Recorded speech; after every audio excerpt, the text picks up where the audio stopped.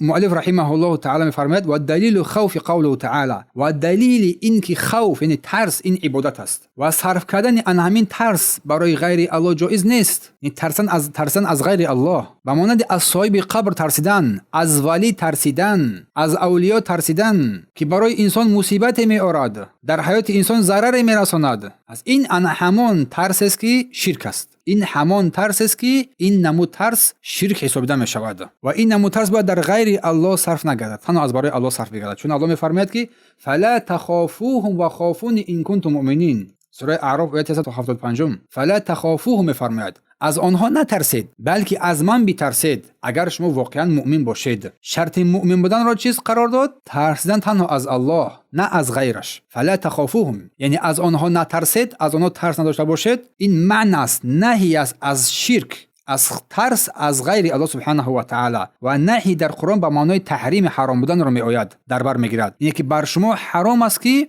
از آنها، از مردگان، از اولیاء، از دوستان شیطان، از دشمنان بترسید. ترس عبادت است این. پس خوف ترس باید تنها از الله سبحانه و تعالی بر او قرار بیاد. در آن چه فرمود؟ فخافونی گفت، فلا تخافوهم نهی که در اینجا گفتم نهی در بگیرید تحریم حرام است، پس گفت فخافونی پس از من پروردگارتون بترسید، از اولیاء شیطان نترسید.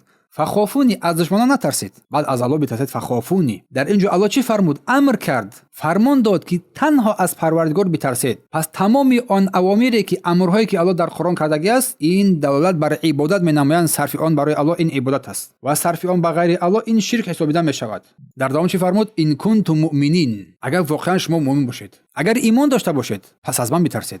پس اگر که بر من ایمان نداشته باشید پس از هر کسی میتونه بترسید، ترسیدن گیرید، از قبر، از ولی، از هر کسی باشد. پس هر کسی که از الله سبحانه و تعالی ترسید حق عبادت او را سبحانه و تعالی را ادا میکند، حق او عبادت او را سبحانه و تعالی را ادا میکند. و ترس، خوف میگویند با خود نوعهای دارد، چون که علما رحمهم الله تعالی ترس را یک چند نوعی بر ما ذکر نمودند. ترسی که عبادت است، ترسی که انسان را به الله نزدیک میکند، ولیکن این رو در غیر الله صرف کردن انسان را از الله دور میسازد. به گونه که شخص از ولی، از قبر، از صنم، از بت، از این چیزها، از ولی، از قبر میترسد و با اعتقادی که ترسیدن با اعتقادی که او میتواند بر انسان ضرر برساند، در حالی که صاحب قبر مرده است، دیگه وای کار کردن نمیتواند، بلکه وای نیاز دارد که در حق وای دعا نماییم. این است که شرک اکبر حسابیده میشه و انسان را از دایره اسلام خارج مینماید. دوم ترس طبیعی میگویند که در بالا نقطه ذکر نمودیم. ترس طبیعی، انسان مثلا از یگام حشرات، یگام حیوان میترسد، یا ترس طبیعی میگویند. پس ترس عبادت میشود و ترس طبیعی، ترس فطری میشود. یا که مثلا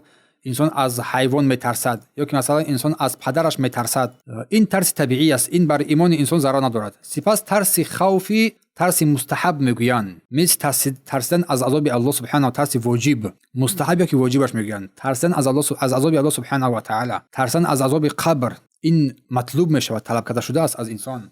و همچنین ترس ممنوع، ترس ناجایز، یعنی قسمت چهارم از ترس که این ترس جایز نیست که انسان بترسد از این. یعنی که تو رو امر می‌نماید که تو حجابت رو بگیر، تو رو امر می‌نماید که تو نماز نگذار، یا که فرمان الله را ترک کن، فرمان رسول الله را اجرا نکن، تو از وی میترسی این کار را انجام نمیدهی. این ترس ممنوع است، ترس حرام است. جایز نیست که انسان از این گونه ترس ها عملی گرداند. این گونه ترس ها را، این ترس مذموم است، مذمت شده است، ترس باطل است و نباید انسان بترسد و عملی از دین را ترک نماید مگر در ضرورت. پس چه فرمود الله سبحانه و تعالی؟ فلا تخافون و خافون ان کنتم مؤمنین در آخر. پس شما از آنها نترسید بلکه از من پروردگار بترسید اگر شما واقعا مؤمن باشید. شرط مؤمن قرار دادن انسان را چی گفت؟ ترس. در ترس از آنها نترسید، از من بترسید. ترس حقیقی که با اعتقاد و عبادت پیوسته است و این ترس را با الله سبحانه و تعالی نزدیک میگرداند. اگر انسان از غیر الله ترسید او را بعد میبیند از او فرار مینماید، اما اگر انسان از الله ترسید به او نزدیک میگردد و شیرینی های ایمان را میچشد.